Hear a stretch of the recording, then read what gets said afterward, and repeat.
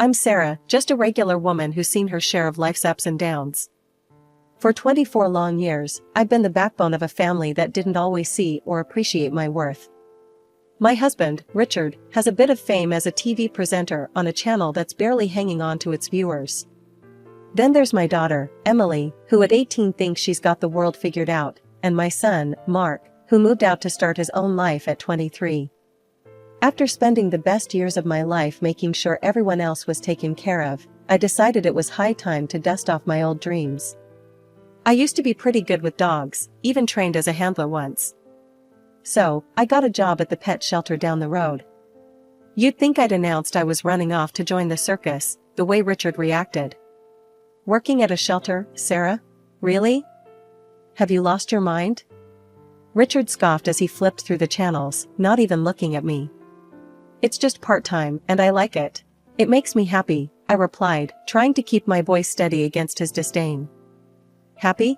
We're not teenagers, Sarah. Grow up. You spending time with those strays is embarrassing. What will people say? His words were sharp, cutting deeper than he probably knew. I wanted to argue, to scream that I had every right to do something for myself, but I bit my tongue.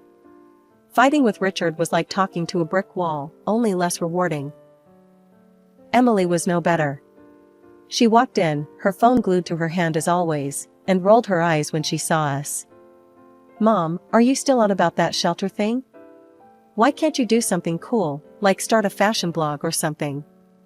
Because dogs are what I love, Em. I thought you'd be happy for me, I said, feeling the sting of her words.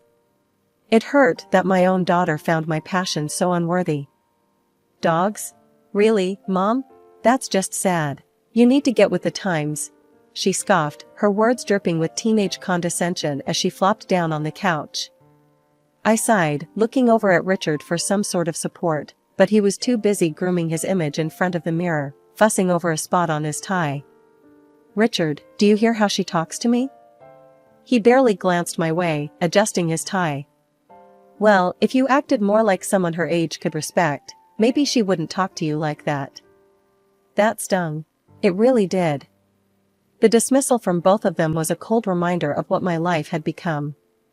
Ignored and underestimated. But no more. This job at the shelter, it was mine.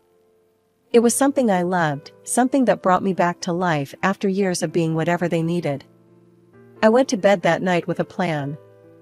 I wasn't going to let them tear me down anymore. I was good with animals, and the shelter needed me. Maybe, just maybe, this was my chance to find myself again after all these years of being lost in the shadows of my family. Richard always had a thing about appearances, his clothes pristine, his hair just so, every aspect of his public persona polished to a sheen.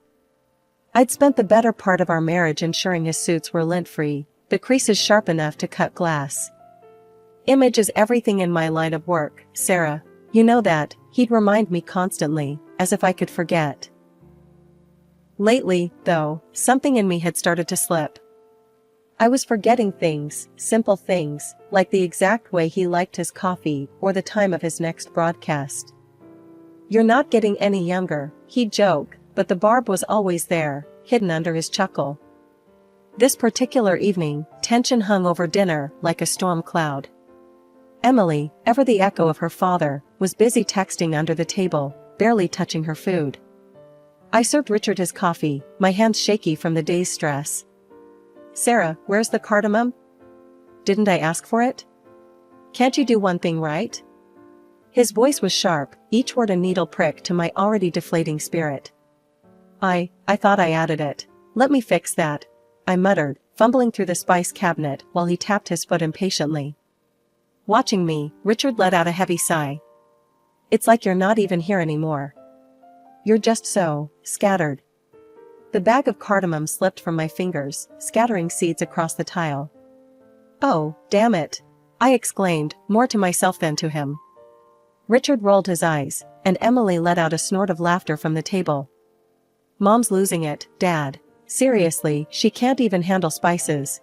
She jeered, her voice dripping with disdain. I'm sorry, okay? I'm trying, I said, my voice low, the embarrassment burning my cheeks. Richard's frown deepened. trying? No, you're failing, Sarah. This isn't just about cardamom or coffee. You're not yourself. You need to see someone, get checked out. I can't have you falling apart on me. His words stung, the implication clear, I was a problem that needed fixing. Emily's laughter echoed in my ears, a cruel soundtrack to my crumbling self-esteem. I started cleaning up, the seeds a tiny mess among bigger issues. Maybe I should see a doctor, I whispered, not sure if I was speaking to Richard or trying to convince myself. Maybe you should, he agreed quickly, a little too quickly, as if the idea pleased him. The rest of dinner passed in a blur. I was there, but not really. Plates clinked, forks scraped, and my mind whirled with fears of dementia and doctors. After dinner, I washed dishes, the warm water running over my hands while my thoughts spiraled dark and deep. Richard and Emily retreated to his office upstairs, their voices a murmur through the ceiling. Alone with the suds and my spiraling thoughts, I couldn't shake the feeling of being fundamentally inadequate. Was I really losing my mind? The thought terrified me. Saturday had a way of sneaking up on you, all lazy sunshine and the promise of a little peace. I was cleaning up the kitchen, wiping down counters and humming some tuneless song when it hit me. I'd forgotten Richard's coffee cup in his office upstairs. My hands were still a bit damp as I reached the top of the stairs, my mind on autopilot, planning what to do next after retrieving the dishes. But as I neared his office door, voices trickled out, seeping under the crack like unwelcome water. I paused, recognizing Richard's voice, then Emily's lighter, laughing tone followed. Curiosity pricked me, urging me closer. Do you think your mother suspects anything at all? Richard's voice, usually so commanding on screen, sounded almost giddy. Emily laughed, that high, tinkling sound that grated on my nerves. Mom? She's too busy scrubbing floors and feeding those mangy dogs. She doesn't see past the end of her nose. Richard's voice dropped to a whisper, but his words were clear as crystal. Once I bring Miranda here, things will change. We'll be better off. You like Miranda, don't you? Oh, Dad, I love her. She's amazing, smart, beautiful, everything Mom's not. She actually has a career, makes money. It'll be so cool to have her around. Exactly, my thoughts too. And once your mother is out of the way, we can live as we want. Miranda is eager to move in, start fresh with us. My heart pounded, the room spun, a carousel of betrayal and shock. I leaned against the wall, my legs weak, my breath shallow. This wasn't a conversation, it was a conspiracy. My family wasn't just slipping away from me, they were sprinting. I stumbled back downstairs, my mind racing, terror and disbelief jockeying for position. By the time I reached the living room, my legs gave out, and I collapsed onto the sofa, my breaths coming in jagged pulls. I must have looked a sight because when Emily came down later, her brow furrowed slightly, a crack in her usual indifferent armor. Mom, you okay? You look like you've seen a ghost. Her voice, tinged with faux concern, made my stomach churn. I couldn't confront her, not yet. I needed time, a plan. But what? Just tired, honey. Very tired. I managed, my voice a hollow echo of normalcy. Okay, well, if you need something, I guess let me know. She shrugged, her detachment reassembling itself like armor as she turned away, leaving me adrift in the sea of my turmoil. Sunlight was already sneaking through the curtains when I woke up, my mind a tangled mess of dreams and nightmares, all mixing together until I couldn't tell one from the other. For a fleeting moment, I hoped that what I'd overheard last night was just another bad dream. I shuffled into the kitchen, still in my nightgown, my thoughts as disheveled as my hair. Richard and Emily were already there, their morning routine in full swing as if our world hadn't just shifted on its axis. Morning, I mumbled, reaching for the coffee pot. The strong aroma did nothing to clear the fog in my brain. Good morning, Mom, Emily said, a little too cheerfully. Richard just nodded, his eyes glued to his phone. But then, their eyes met, and they shared a quick, secretive smile, a small, poisonous thing that didn't reach their eyes. That smile, it was like a slap, waking me up better than the strongest coffee ever could. They didn't know I'd seen it, but it was all the confirmation I needed that last night wasn't a figment of my imagination. I'm heading to the shelter today. Lots to do, I announced, trying to keep my voice steady. They barely acknowledged it, just nods and mumbles, their minds obviously elsewhere. As soon as breakfast was over, I made my way to the little cafe down the street where I'd agreed to meet Mark. The whole walk there, my heart was pounding so loud I could barely hear the morning bustle around me. Mark was already there when I arrived, his face lighting up in a smile when he saw me. "Mom, are you okay? You look, I don't know, upset?" I forced a smile, but as I sat down, the facade crumbled. "Mark, I need to tell you something important," I started, my voice a shaky whisper. I told him everything, about the overheard conversation, the plans, the chilling disregard they had for me. Mark listened, his face hardening with every word. "Mom, are you sure you heard right? Maybe it was out of context?" I nodded, tears spilling over, despite my best efforts to keep them in check. "No, it was clear. They want me gone, Mark. What am I going to do?" He reached across the table, taking my hands in his. Okay, let's not panic. We'll sort this out. I'll call Dave's dad, he's a private detective. He can help us get to the bottom of this." True to his word, Mark pulled out his phone and dialed right there, explaining the situation in low, urgent tones. Within minutes, he'd arranged for us to meet the detective. We went to the detective's office, a cramped little space filled with files and the faint smell of old coffee. The detective, a grizzled man with sharp eyes, listened to my story without interrupting. When I finished, he leaned back, steepling his fingers. "This is serious, Mrs. Thompson. If what you're saying is true, we need to act quickly, but discreetly. I'll need some time to investigate, look into your husband's finances, his movements, check for any evidence of this woman he's involved with." Back home, I slipped back into my role, the doting wife and mother, my heart heavy, my smile forced. Richard and Emily were none the wiser, caught up in their own secretive world. Every look, every whisper between them felt like a knife twisting deeper, but I bore it silently, waiting for the day I could confront them with the truth, armed with more than just my broken heart. When the call came from the detective, my heart was pounding so hard I could barely hold the phone steady. "Mrs. Thompson, we need to talk. It's urgent," he said, his voice a low rumble of seriousness that sent shivers down my spine. I agreed to meet him immediately, and Mark, sensing the gravity, decided to come along. We met at a nondescript coffee shop, a place where conversations could disappear into the hum of daily grind.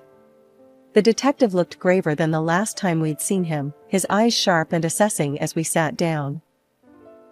"Mrs. Thompson, we've uncovered quite a bit," he began, flipping open a small notebook brimming with notes. "Your husband's psychologist, if we can even call her that without spitting, is more than just a therapist. She's his lover, and they've been seeing each other for over a year." The words stung, each one a lash against the already raw edges of my betrayal. Mark's hand found mine under the table, a lifeline in the storm. "They're planning to get married," the detective continued. "And they don't plan on leaving you with much." How could he do this?" I whispered, my voice barely a thread of sound. "That's not even the worst part," the detective said grimly. "They'd been drugging you. The lady friend suggested it, to make you appear unstable. They're using a powerful sedative, adding it to your tea. This would explain any memory lapses or confusion you've experienced recently." A cold dread settled over me, a fog so dense it threatened to choke. My own home, my sanctuary had become a trap. "The plan is to have you declared mentally unfit. They've even roped in some crooked doctors who would testify to your instability for a price," he added, his voice a blend of anger and pity. I felt sick, the coffee shop spinning around me. "My daughter, does she know about this?" "Yes, she's involved." His confirmation was a bullet, straight through whatever shred of hope I had left that Emily was still my little girl. We left the meeting with a plan simmering between us. At home, Richard greeted me with a cup of my favorite tea, his smile too sweet, too venomous. I took the cup with a trembling hand, my heart pounding against my chest like it wanted out. "Here, love, I made it just how you like it," Richard said, watching me with eyes I no longer recognized. "Thank you," I murmured, my voice a mask of normalcy over the scream inside. I waited for him to turn back to his newspaper, then I quietly poured the tea into the plant next to my chair, watching the liquid disappear into the soil. For the next several weeks, I played the part of the forgetful wife perfectly. I'd misplace keys, forget names, stumble over words. Richard and Emily watched with poorly veiled triumph, not knowing that with each act, I was silently sealing their fate. Richard's birthday was looming like a storm on the horizon. He had taken it upon himself to organize a lavish party, claiming it was because he couldn't trust me, the woman who couldn't remember the simplest things. "You're staying at home, Sarah," he had said with a patronizing tone that morning. "It's for the best, you know, with your condition." I nodded, a meek, submissive smile plastered on my face, while rage and resolve warred within me. "Of course, Richard. I wouldn't want to ruin your big day." As soon as the door shut behind Richard and Emily, my act dropped. I was on the phone with Mark within seconds. "It's time," I said, my voice a mix of nerves and determination. "I'm on my way, Mom. We'll show them," he replied, his tone as steely as mine felt. Dressed inconspicuously, we drove to the venue. The restaurant was buzzing with Richard's colleagues, friends, and even his well-groomed mistress, all gathered to celebrate. We slipped in unnoticed, taking cover behind a large pillar, just as Richard grabbed the microphone. "Ladies and gentlemen, thank you for joining me on this special day," he began, his voice dripping with faux humility. "Sadly, Sarah couldn't make it tonight. She's not been herself lately," he sighed, the crowd murmuring their sympathy. But, on a brighter note, his smile widened. "I've just been offered my own evening show on a major channel. It's a dream come true." The room erupted in applause, people clinking glasses as Richard basked in the adulation. That was our cue. I felt Mark's hand on my shoulder, squeezing gently. We moved toward the stage, my heart thumping in my chest like a drum. Just as the applause died down, we stepped into the light. Richard's face went from joyous to ashen in seconds, his eyes wide with shock. Mark didn't hesitate. He strode up and smoothly took the microphone from Richard's hand. "If I could have your attention, please," he announced. The room fell silent, all eyes on us. "I have a special gift for my father and his beloved," Mark continued, his voice calm but loud. A projector whirred to life behind us, and images flooded the screen, photos of Richard and his mistress, their intimacy undeniable.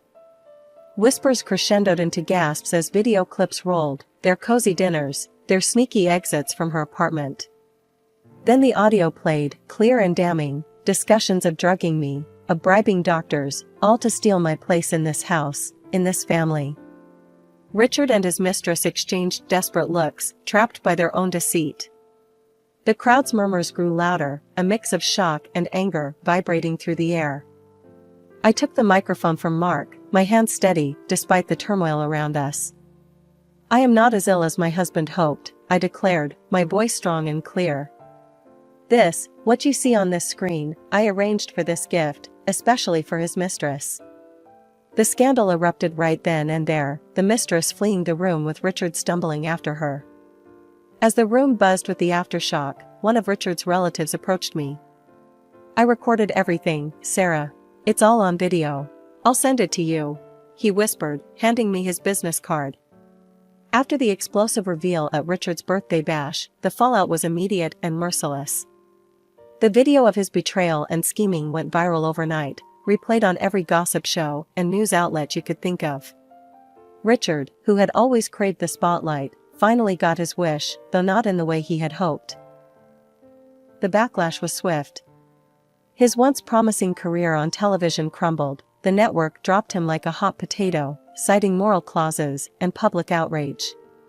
Meanwhile, I took steps to untangle myself from the man I once vowed to stand by. My lawyer was a godsend, a no-nonsense woman who cut through the legal jargon and helped me file for divorce. The evidence was overwhelming, and the court had no qualms in granting me not only the divorce, but also a hefty financial compensation from Richard and his mistress. The fact that they had drugged me made it a criminal matter, too, but my focus was on severing ties, not extending court battles. Sarah, you've secured lifelong alimony, and the house is yours. They can't touch you financially anymore, my lawyer announced with a satisfied smirk when it was all over. The mistress, Miranda, a once respected psychologist, saw her career disintegrate. Her license was revoked following an investigation into her unethical behavior. The doctors she colluded with faced similar fates, their medical licenses stripped and reputations tarnished. With no career and mounting legal fees, Miranda sold her office and took out loans to fulfill the court's compensation orders. Last I heard, she and Richard were living together in a cramped apartment, struggling to make ends meet. Karma, as they say, can be quite the equalizer. During all this upheaval, my daughter Emily came to me, tears in her eyes, remorse finally breaking through her previously cold demeanor. "Mom, I'm so sorry. I was so wrong. Can I stay with you?" Her words stung, reopening wounds that had barely started to heal. "Emily, I love you. You're my daughter, and that will never change. But you chose to side with your father, knowing what he planned for me. I think it's time you learn what real consequences feel like."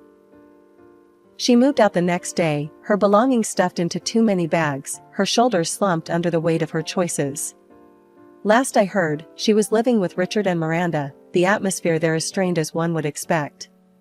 Richard tried to reach out once, a call I let go to voicemail. His message was a mix of self-pity and blame, a cocktail I no longer had the taste for.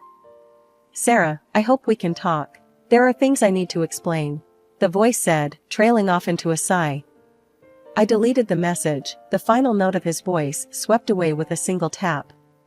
After everything that went down, here I am, back in the world of dogs, my first love and passion. I'm not just working at the shelter anymore, I've started offering private dog training courses right here at home.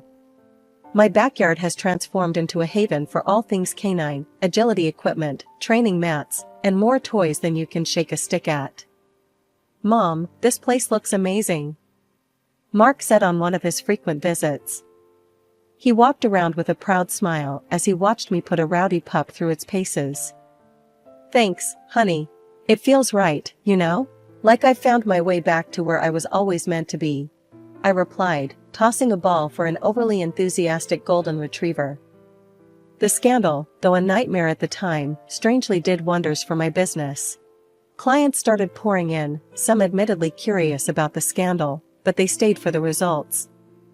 "I'll be honest, Sarah, I first heard about you from the news," one of my clients, a friendly woman with a stubborn dachshund, confessed during a session.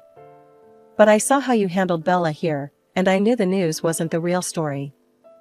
You're the real deal." I laughed, giving Bella an affectionate pat as she finally nailed the sit-stay command we'd been working on. "I appreciate that. It's good to know my 15 minutes of fame brought me some genuinely nice clients." It's not all about dogs, though. Mark comes around a lot, helping me with the heavier tasks around the yard, his company a constant reminder of how much good there still is in my life. "Mom, you ever think about how things turned out?